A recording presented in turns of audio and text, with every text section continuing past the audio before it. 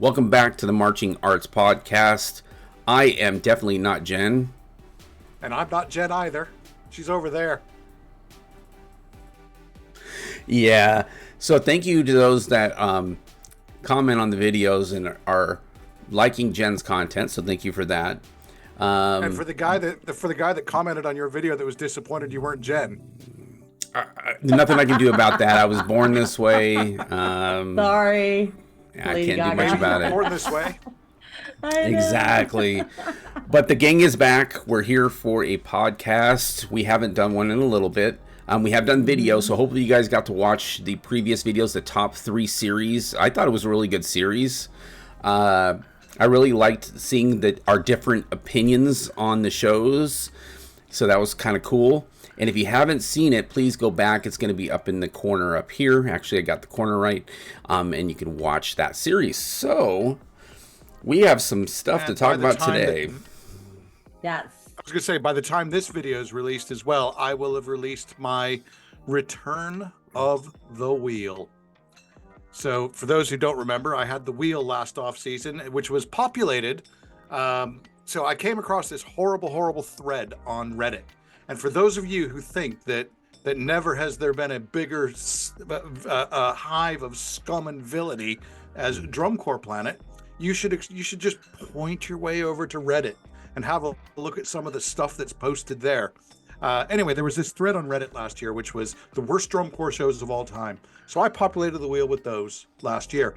This year I've expanded that. So it's a rather large wheel this year, which you'll see later on in this episode, or if you've watched the video that I've already dropped today, where I've essentially populated it with all of the DCI champions since 1972. It's also been populated with some controversial shows that Justin and Jen are both desperately hoping the wheel does not land on, because it'll probably get us banned. It's also got stuff like corps that have folded their last year in competition. So that's things like 1994 Freelancers, 95 Velvet Knights, 85 27th Lancers. Also on there is just some stuff that I like, some international stuff. And then finally, there are 15 wildcard slots where if it lands on wildcard, we get to choose whatever the hell we want to watch. At which point, I'll get voted down on the one that I want to watch by these other two because they're too scared. I will correct you on 27 Lancers. They folded in 86. Oh, sorry, 86 then. Okay, my brother marched that year with them, so.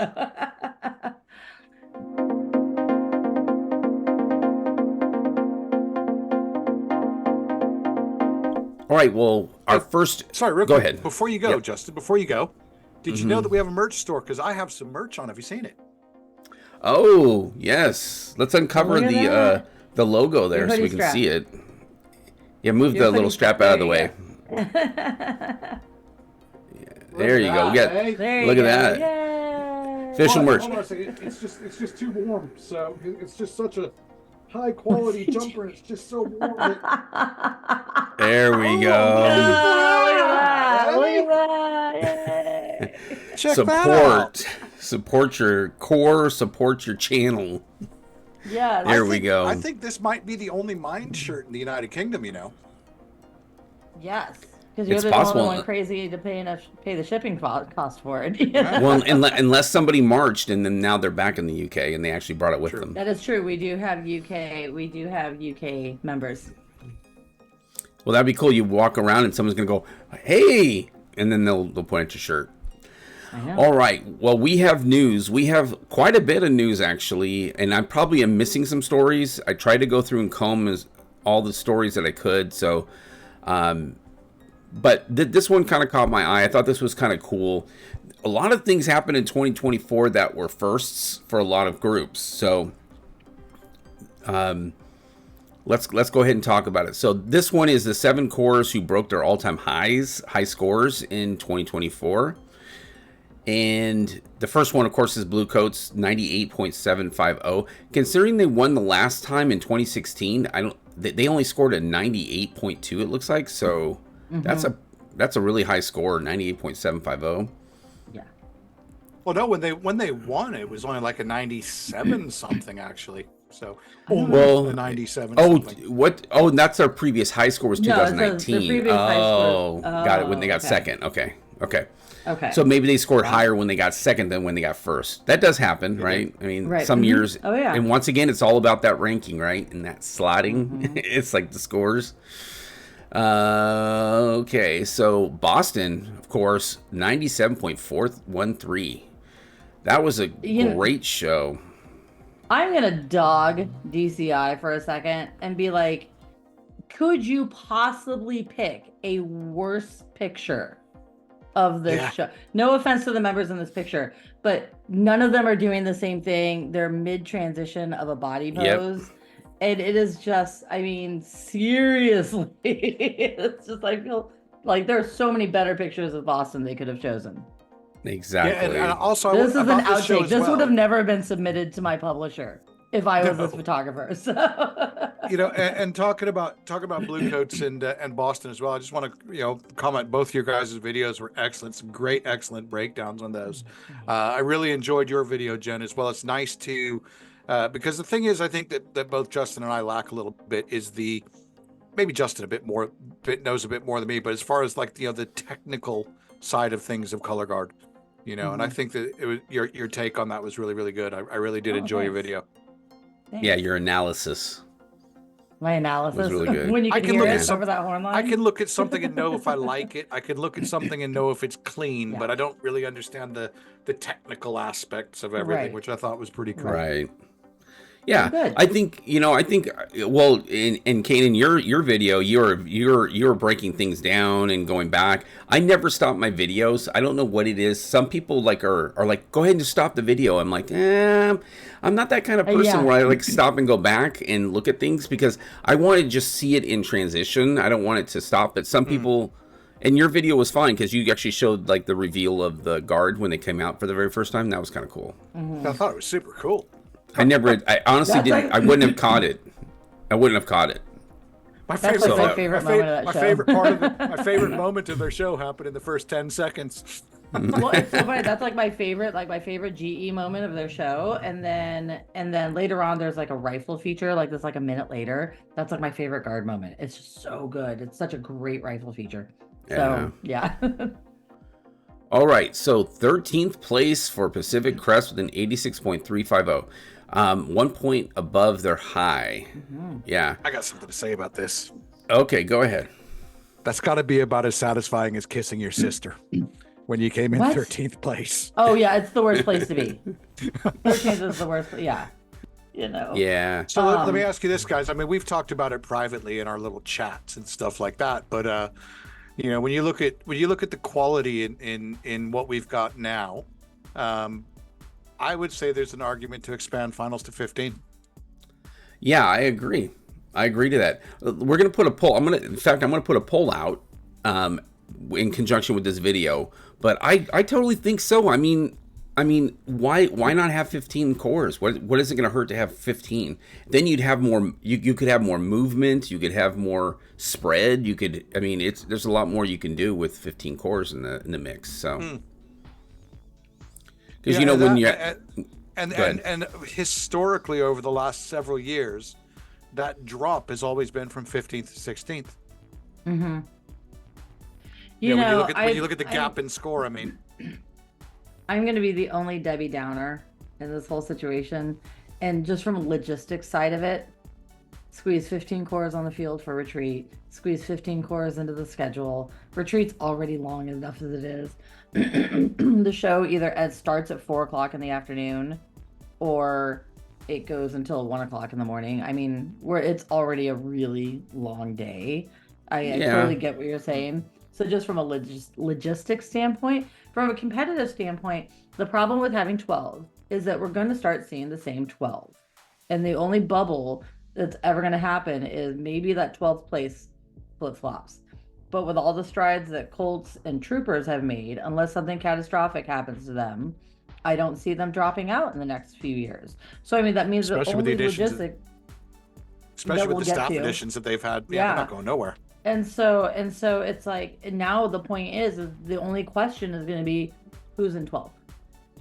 you know. So Yeah. I can understand that argument of moving it to 15, but logistically, I don't know if the day schedule allows for that. Well, but I mean, adding 3 more cores would be another hour. Yeah, the show already starts at 5:30. I mean, they could start at 4:30. That's what I'm saying. It would back it up to 4. You have to add in another intermission, possibly. You know, right now it's only 1 intermission. Or alternatively, you could shave off a half an hour of that by taking 15 minutes off of each intermission. Yeah, well, they I mean, I guess they need the 30-minute breaks though for the judges, though. I think they need it for the judges. And trust me, you know, those concession lines and those bathroom lines are long. And merch lines. You'll hear the merch people going, we want the 30 minutes. Yeah. You know? All right, so tell us what you guys think. Yeah. We're gonna put a poll, and I'll try to link it into on the description of the video so you guys can see it. So definitely tell us what you think on that. All right, so let's keep moving. We can probably debate that all day long. Spartans, 19th place. So they won their division. They won open, and then they got 19th place in with an 81.525, and they beat their score from the previous year. So, way to go, Spartans! Really enjoyable show. Really enjoyed their show. 27th is River City Regiment with a 74.075. So they're up 2.9 from the previous year. Wow. I quite like their show because I did not see their show, and now just from this picture, I need to go back and find a video of their It's show. very interesting. It's they're miners, right? Isn't that the whole thing? Is like mining It was a smallish core, but they had a really nice brass ensemble sound.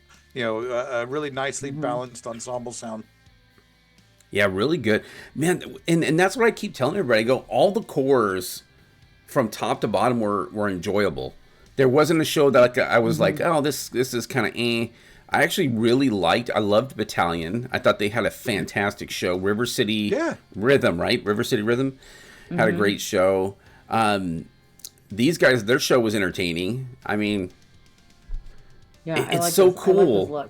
Like the production value has gone up so dramatically in the last 20 years on every core level. It's just mind blowing sometimes.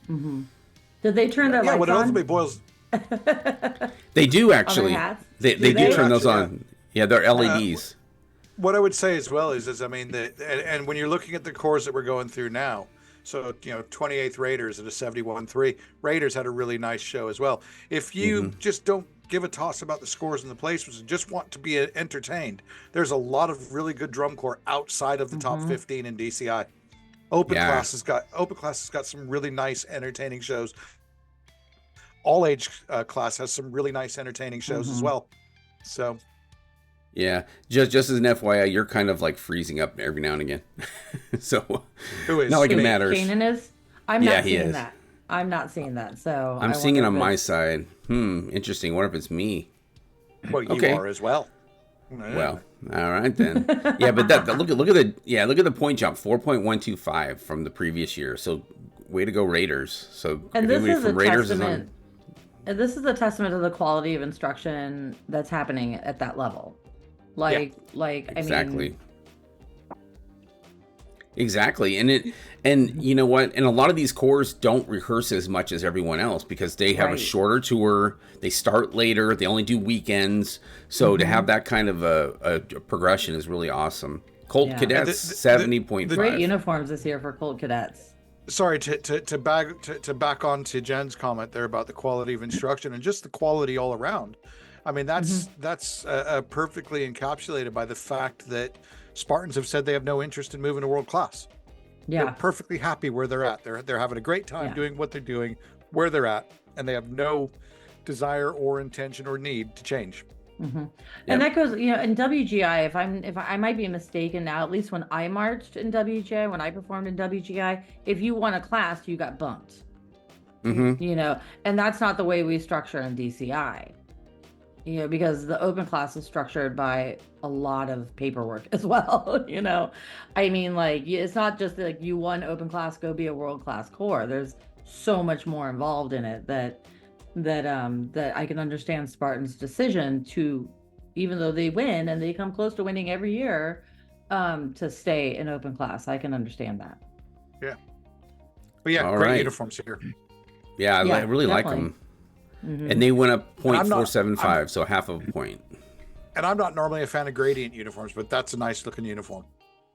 Yeah, and it's probably really nice from up top because you have the tall black, and then you have the separation and then the color on the upper portion. So I always like that look. Honorable mention, Battalion. Why is it an honorable mention? They had a great show. They had such a... So this is what I don't... Yeah, I mean, Battalion had a great show. I liked them the year before too. And they've only been around 10 years, right? This is their 10th anniversary this year. Yeah. So great corps. All right. Well, that's that story. What's their honorable mention here? Go down again. Okay. It says in semifinals, the Battalion. Okay. The Corps did set an all-time best placement. Okay, so they didn't beat their score, but they had an all-time best placement. And it's their 10th season, so that's pretty darn good. So way to go, again, Battalion. A really enjoyable show. And I really like the fact that we're getting a little bit of that mountain region representation between Battalion, Troopers, Blue Knights. I love seeing that kind of region build. Exactly. All right, so we're going to shift a little bit into some staff changes. So this happens every year around this time. It's free agent season. It is. Goodness. And Holy Percussion. So for anybody that's not familiar with John Mapes, he's like a legend. This is about as big as it gets. He's like a legend. As big as it gets. He does a lot of arranging. I've actually done some of his music for Winter Drumline. He does a lot of shows. Is he at Pulse? Pulse Percussion, yes. yeah. Pulse Percussion. Yes. Okay, got it right. Pulse Percussion and Chino Hills High School as well. Yep. Yeah. So they're bringing in new staff, and nothing against organizations, and nothing against the old staff, but sometimes you got to change things up. It's just the nature of the business. This to me puts Mandarins in the elite category of percussion. I don't know if it means that they win a Fred Sanford, but this is certainly a step towards that. Drummers, I think, more than any caption, follow instructors. We know this. Drummers, they do WGI, and then they generally follow where their instructors are. And you can see it. Broken City is essentially, for all intents and purposes, Blue Coats Winterline. RCC is the Blue Devils Winterline. And now Pulse just became the Mandarins Winterline. Yeah. There's a lot of conversations about, like, especially between Percussion and Color Guard and those two captions, about pipelines and where's the talent pipeline. And it used to be that, back in our days when we marched, a few of us went off and did winter stuff. Like, Percussion didn't even exist when we marched. I think it started in 94, maybe. And so WGI was just kind of this thing that other people did also, but not the majority of us. And so now that's completely flipped on its head in modern activity. And so now it seems to be that the winter groups are informing where these people go, and so DCI and the summer activity benefits from where these home bases are. And so, so we talked about that a lot, pipelines and Color Guard too, about where do we get our talent from and what can we establish in a winter program to feed our summer program. Now, to me, looking at this announcement, obviously John Mapes goes without saying. To me, the more interesting name of these four, though, is Ian Grom. So Ian, if you don't know, Ian does the arranging as well. And if you look at some of the stuff that especially Pulse and Pulse Open World have done over the last 3, 4, 5, 6 years, and you look at some of the genres of music that they've experimented with, I mean, they did straight up drum and bass, which and imagine, I think that influence coming into the summer activity is just going to benefit. We're already at a point where the Blue Devils are playing Pokemon music and it works. No matter whether you like the Blue Devils or not, you can't help but say, hey, that bit was pretty cool.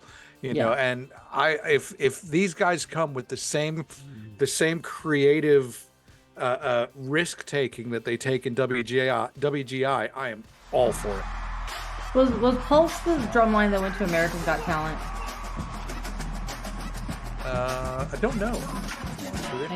Like one of these people, whether it's Pulse or another announcer that came out, was the drumline that went to America's Got Talent. I think it was Pulse. I can Google that really quick. All right. Yeah, I forgot about that. I did see that though. Okay, let me go ahead. We're going to move on to Madison Scouts. So they're adding, let me see. I'm going to make this a little bit smaller, sorry, or make this smaller. There we go. Is welcoming James Sparling to the design team. So he apparently he's already at the organization. He was a Battery Ranger 2024 as a ensemble coordinator. Okay, so he does. No, he's been there for a while though. He was the ensemble coordinator. Now he's moving into a more specific role. Gotcha. Is what I understood. As the That's arranger. cool. Yeah, and you know, I mean, it's good, and it looks. Look at his resume. Holy crap! Jeez. Mm-hmm. Wow. Yeah, he's marked some places, and I think that's a testament to the successful season at Madison.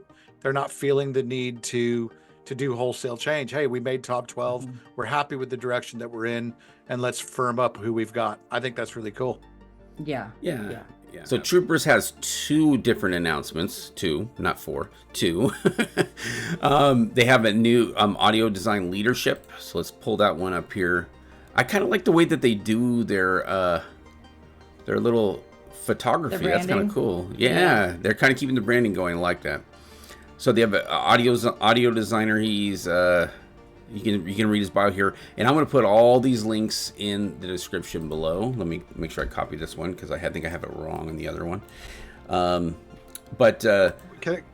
Go ahead. Can I say something about this real quick? Yeah, I Sure. think that for any of the old dinosaurs that are watching and think, oh, this is just the guy that presses buttons on the front sideline. This is a really, really big deal for modern drum corps. Having the right guys on that board makes a massive amount of. It's the difference between hearing the tubas and not hearing the tubas. It's the difference of having tasteful samples as opposed to yowza, yowza, yowza. Do you know what I mean? I think it's a really big deal. What's that? And goo. Too much synth goo. Yeah. I hate this goo. is interesting. Look at this. Audio caption head. There's actually now a specific There's a team caption for that now. That's just crazy. It absolutely should be. Did you go back and watch that video? Did you watch that video of the Mandarins behind the scenes? Yeah. Communication. Yeah. I know it's nuts. It's such a big deal. And I was trying to make that point where like they actually have to have a caption for it now because it is such a integral part of the entire ensemble. Well, and because now just it doesn't crazy. only just it doesn't just incorporate design and effects. It's now technical Sonic as well. I mean, like not only that, but I mean like mic packs going out or coming in or turning on and off. I mean, there's a technical side of it, and then there's a design artistic side of it, and that takes a feat. Yeah, it and I is mean, so you go back crazy. to that Mandarins. We'll put a link to that Mandarins video somewhere, anywhere. But you go back to that Mandarins video. It's where they're the behind the scenes. What a lot of people don't realize is how close Mandarins came to absolute disaster. Bad finals. Situation. Yeah. They came. Was that semis? No, there was finals. Was that They finals? came that close. They came that close to an absolute disaster at finals, and then you going on, talking about design and from all the tech stuff that we do, Blue Coats, that show doesn't happen without this caption. That show that everybody says is so innovative and all that stuff. None of that happens. We don't have epic shows like Kinetic Noise, for instance. Everybody loves Tilt and the pitch bend. Well, guess what? That doesn't happen without this. So this is a really, really big deal. So Troopers also has a design and leadership staff change, and we kind of knew about the design part because somebody made an announcement on their, was it Facebook or somewhere? Yeah, 4 of them. Like they were no longer there. Let go. Yeah. A minute So we after kind of knew finals, about that. Yeah, a minute after finals. So we already knew about this one. Andrew Ebert is the drill designer. I'm not familiar with him, but he's done BOA, DCI, WGI stuff. So he's an alumnus of Glassman and Blue Devils. Wow. Cool. And he previously wrote for the Troopers as well. Oh, okay. Okay. I didn't know that. Okay. Aesthetics designer. So I didn't even know that was a thing, but I guess aesthetics is kind of like this is an color. Interesting move. Well, it's kind of this is an interesting role, because she's had this role at Carolina Crown for a number of years, apparently. Oh, And okay. Carolina Crown does have a very particular aesthetic, whether it's the way their uniforms are fitted and designed, their the way they mesh with the color guard. It's really interesting because, like, when you look at Carolina Crown across the years, they kind of have this feel to them, this brand to them. And Troopers are one of those drum corps that also has a feel and a brand. And so this is a really very interesting addition to the Troopers after being at, I guess, Crown for a number of years. So I'm kind of interested to see what she's going to bring to the table for them. Yeah, I mean, and the thing is one of my perfect examples when talking about aesthetics is the Glassman. Go back and think of the Glassman when they used to have that. Do you remember that? You remember they had that weird blue uniform with sort of like all these weird triangles all over it, and they were all ill-fitted, and they weren't a good looking drum corps. And when they switched up to that new uniform, I think it was about 94 or something like that, 93, 94.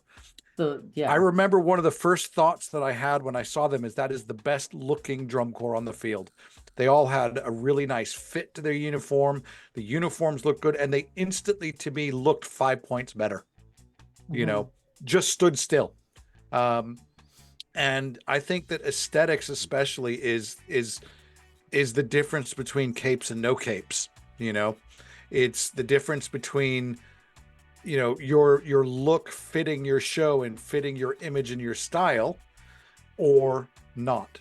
You know, and you know, when we go back and we hear people say that I could be looking at any drum corps on the field and I have no idea who they are, that's where aesthetics comes into play. Yeah, You know, like you said, Jen. Like you said, Jen, staying on brand. You know, okay, I hated the capes, but that uniform was Blue Devils on brand. Phantom Regiment's uniform was on brand. You know, Carolina Crown is always on brand. So yeah, I think that's important, and a lot of people complain about, like, everybody changing their uniforms every year. I agree. I don't think you need to drastically change your uniform every single year. I think you just need to either, like you said, make it look better, make it tie in better. You can still use the same colors.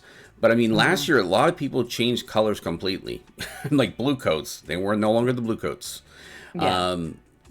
Boston Crusaders, I mean, when we marched, they used to look like us, the freelancers, with the closed flap.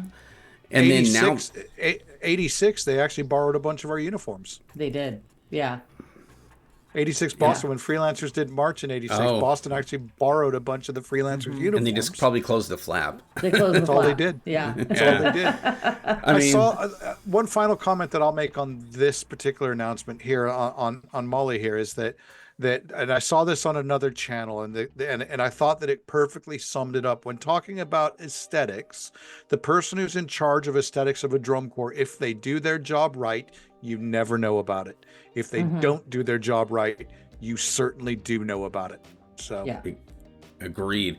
Yeah, and it's super important. But let's go ahead and move forward. So they have a new visual caption head. Josh Brenius. I'm sorry if I'm saying your name wrong. But it looks like he marched Magic of Orlando Cadets. He's been doing a lot of band stuff and indoor drum corps, stuff like that. Yeah, he was in Cadets from 2020 to 2023. That's awesome. It was just kind of the visual caption head there. I mean, you know. And he was at Santa Clara this last year as well. So we have some more announcements. We have Blue Knights here. And I actually have one for, don't let me forget about Blue Stars. I somehow didn't open up the tab, but I do have one for Blue Stars. Okay, let me see if I can scroll this down. Sorry. I'm making it smaller, guys, but it's because we're so big that we're covering it up. Okay, so we have a new percussion caption supervisor, Taha Ahmed. He was at Blue Coats, Academy, Santa Clara, Troopers, so he's been all over the place. So good for them. So can I ask a silly question? Jen, you might be able to answer this because you're more actively involved in the day-to-day runnings of a drum corps than I am. What is the difference between a captioned supervisor and a caption head? A caption supervisor might be the point above that. So basically you have your flat row of, and every corps defines these differently. So I'm just you have your flat row of caption heads, and they report to the supervisor, and then the Right. supervisor reports to the program, is part of the program design team. Gotcha. That's how I would interpret that. I just remember that all the years I marched, we had 3 dudes. Yep. Yeah, right. All right, and Blue Knights also has a new battery coordinator. So I'm assuming he's in charge of all of the techs and stuff like that. Yeah. And then they I have love a his new picture. Yeah. It's like, whoa! Yeah. I'm excited. He looks like a fun dude. And then they have also a new front ensemble coordinator. So kind of the same thing. It's the overall the text and stuff like that. So and their structure could be completely different. Like they may not have Right. a front ensemble caption head. They could just call it a coordinator. You know, Yeah, we don't know. my question is the coordinator also the arranger? I don't know. He's been an arranger before, so I don't know. Yeah, that's a good point. We don't know. Well, we're going to see in 2025.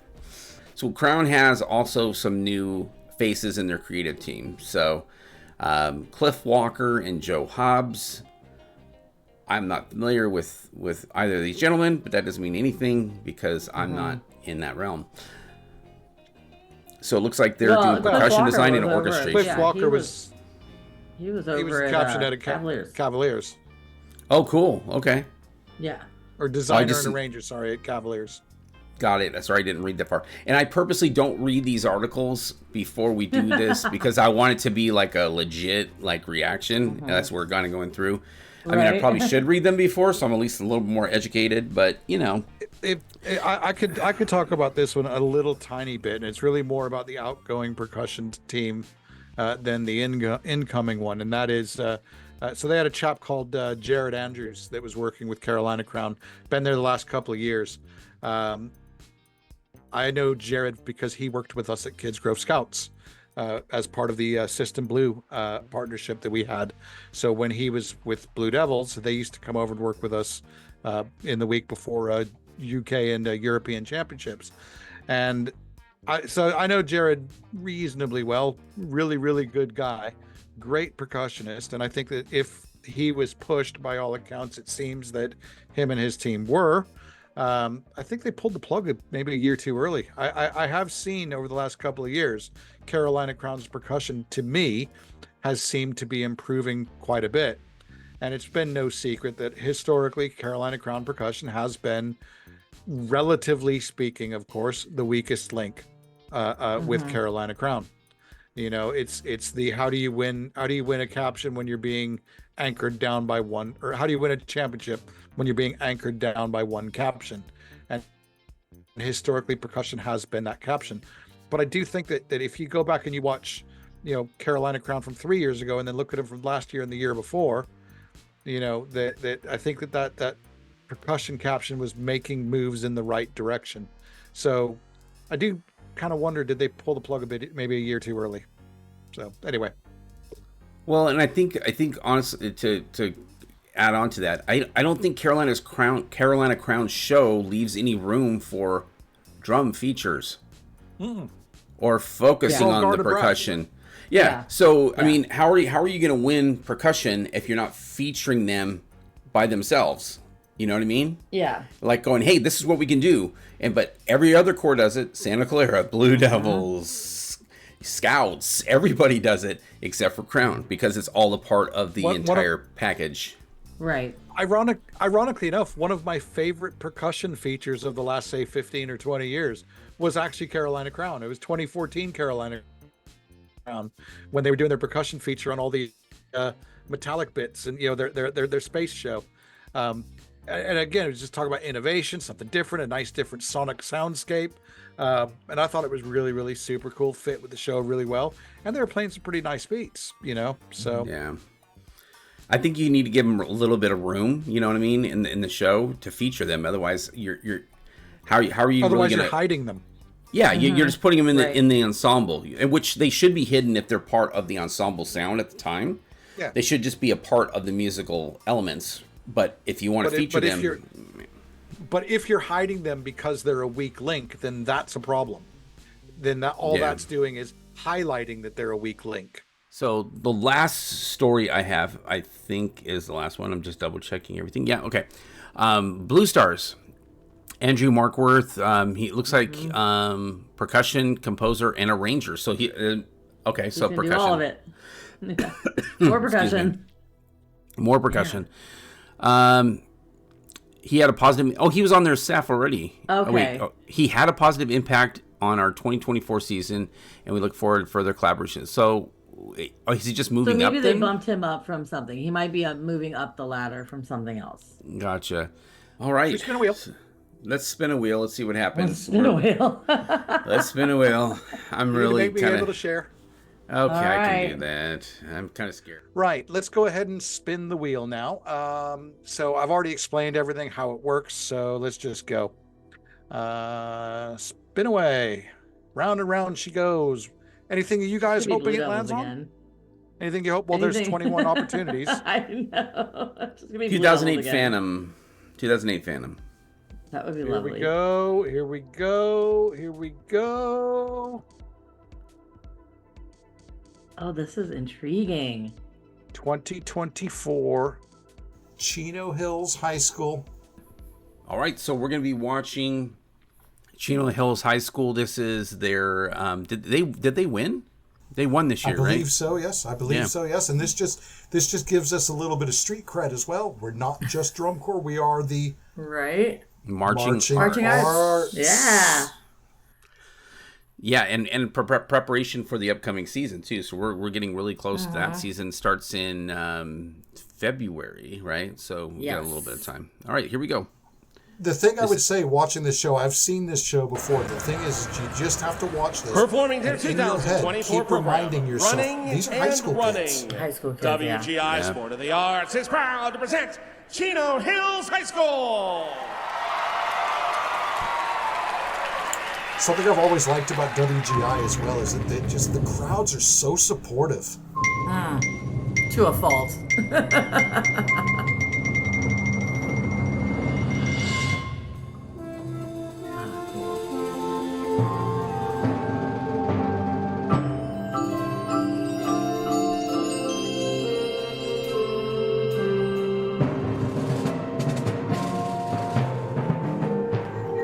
Whenever I watch WGI as well, and I watch like the high school sections of WGI, I always wonder what do they put in the water in Chino? Because between them and Ayala, I know. every year. It's been like that for over 30 years too. It's crazy. Now bear in mind that we talked about John Mapes and Ian Grom, and they're the guys that did this show as well. Yeah. The lights fade, it feels like as well might be crumbling.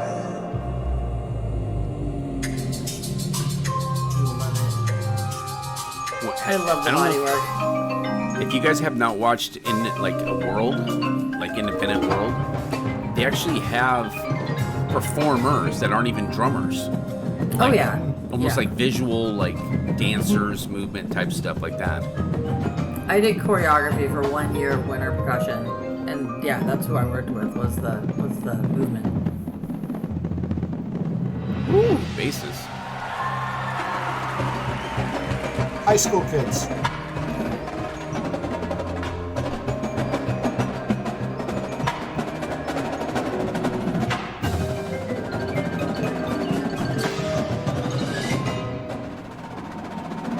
Nice.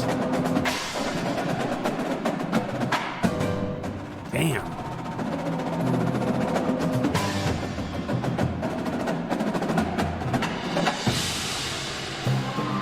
Hey, they're marching flood drums.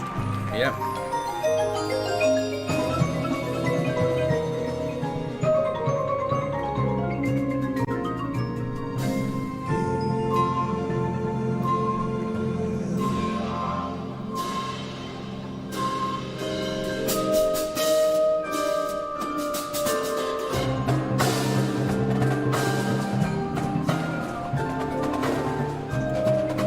Be interested to see as well with Mapes and Grom going to Troopers.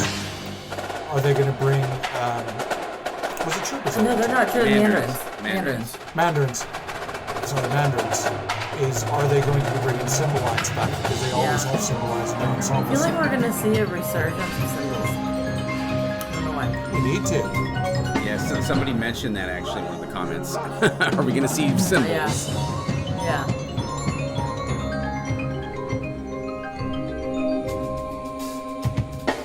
How many purely visual people do they have out there? About 5 or 6.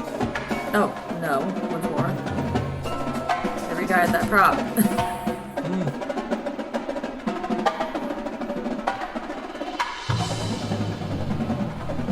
That was clean.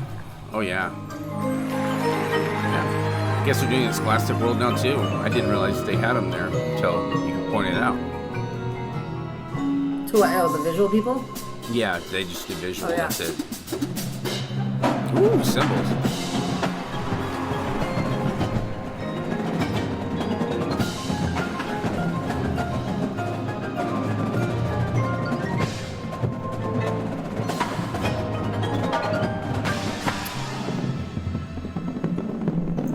I'm like the totally juxtaposition. watching the visual people. I'll talk about music for a second. I like the juxtaposition there between the front ensemble and the battery in the back. The battery had almost like a really primal beat going on, while the front ensemble had this long flowing melodic section at the front. I just thought that worked really, really well. Yep. I have a friend at Regiment whose daughter is a visual person on a winter drumline, winter percussion.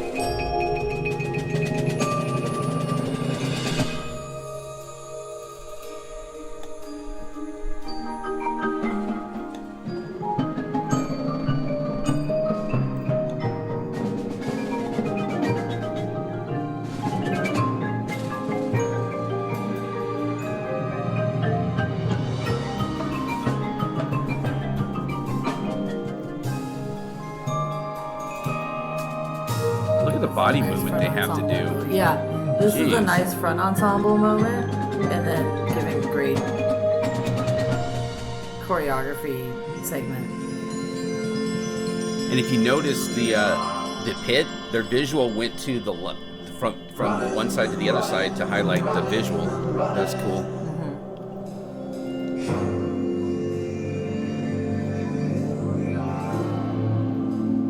Lights fade, it feels like this world might be crumbling. I like that little flash of blue when they turn. That was nice.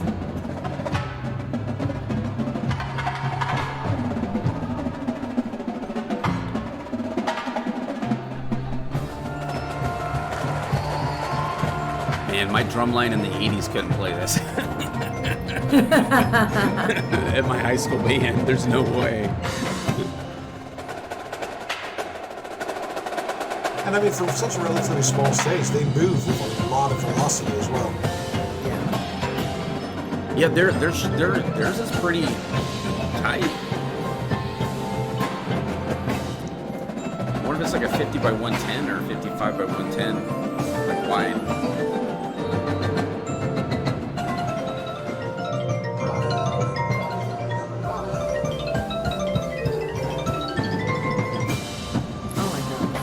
Hit, man. Holy crap. Yeah. They're so good. Nice runs.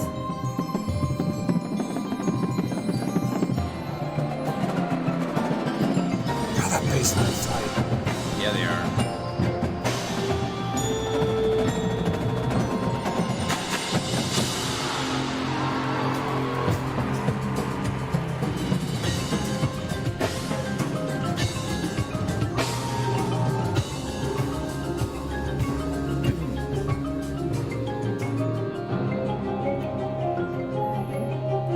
I really like these props. They're so simple but so effective. Oh, that was cool. Yay.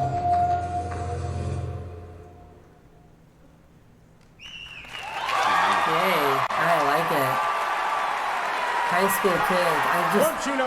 You all can talk about percussion all you want, but I just love that body control and that sense of ownership over their movement. They just for a bunch of high school percussionists, you know, it's just well done. Yeah. And when when you see stuff like that, you realize how drum corps are able to do what they do now. Yeah, because they're starting at that level. Yeah. That's the level they're starting at when they get to drum corps, when they're 16, 17 years old, and then drum corps gets them for 5 or 6 years. I think Now, was that World Percussion, Scholastic World, or was that Scholastic World? Yeah. Okay. Yeah. Okay. I mean, that's the top of the heap, but the fact of the matter is that this is the way they're thinking at the high school level. I'm sure there's other high schools we'd go out that place kind of that mid-range that are still investigating and exploring the way body movement and carriage and I kind of look at the way our spines move and trying to get kids to loosen up those spines that move back and forth and side to side and curve in a way that it lets them explore dance. It's just, if you're doing that with your percussion lines and your color guards and your horn lines, yeah, it's great. It's fantastic. And you'd said as well that that's the kind of stuff that we're doing in the high school world. I think that we do need to take that and maybe throttle that back just a little tiny bit in that's what we're doing at this level of the high school world. Yeah. And when you look at the top lines, especially in Scholastic World and also Scholastic World for Guard, is look at who's instructing them. Where are their instructors instructing from? Well, these guys here, the same design team does Pulse Open World. At that time was doing Blue Stars. Now of course Mandarins. Broken City has that Blue Coats connection. So it's to me, when you watch this, it's no secret. You watch that, you could just as easily put those kids in a Blue Stars uniform and it wouldn't miss a beat. Right. What I think is cool though is that when you look especially at this level, the difference between quality of, say, the likes of Chino Hills and Pulse isn't as big as a lot of people would think it would be. I think this group here would make independent world finals as well. Yeah, I think from a playing perspective, definitely not from a show design perspective, because I think it's different levels. But yeah, I think they played it's that much different. I thought they played amazing. They moved amazingly. They deserved to win. I don't know who the other competition was, but so good for them. But Ayala. Right. Yeah, Ayala. Let's go ahead and wrap this up because we've been going for almost 2 hours now. Yeah. That's a lot of editing. A lot of editing for me. I have to go wash my car, so this is gonna be a good time. But thank you all for joining us. We really do appreciate it. I'm gonna put all the links down below for all of these different things that we've talked about today. Please make sure you subscribe. That's the best way to support this channel. We recently went over 2,300 subscribers, so thank you so much. Yes, sir. British swear word of the day, and it's not even a swear word, it's a swearing gesture. Oh, okay. And British swear word of the day, go. And now the British swear word of the day by the Tumour. But it's not a swear word, it's a gesture, and it's this. Oh. We all know this. So what this is the equivalent of this. Yes. The story goes back in the days of bow and arrow archers that when the enemy would capture the British arrowmen, they would cut off their fingers. So this was their way of letting the French know, by the way, I've still got my fingers. Yes.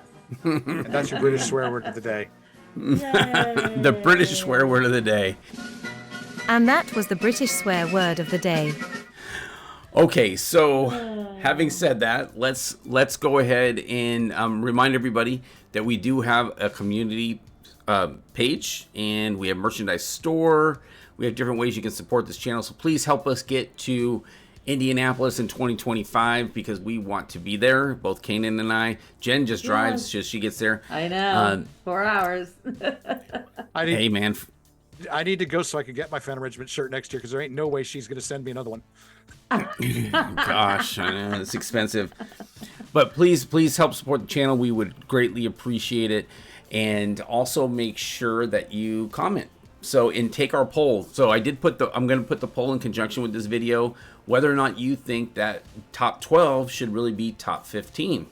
Mm-hmm. If we should expand that. I think we should, but I understand Jen's point. But I just like to be the devil's advocate here. And I think we made the point before, considering semifinals is now larger, right? Isn't it like top? It's like everybody, right? It's everybody. Yeah.